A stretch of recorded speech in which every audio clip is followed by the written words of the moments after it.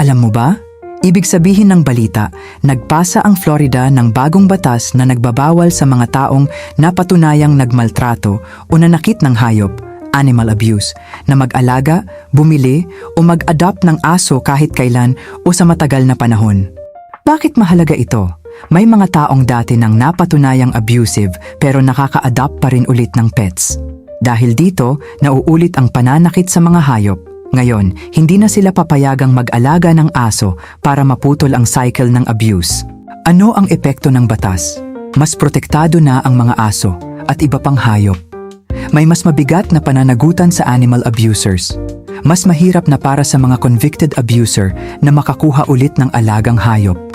Simple meaning, parang sinasabi ng batas, kung nanakit ka ng hayop dati, hindi ka na namin pagkakatiwalaang mag-alaga ulit.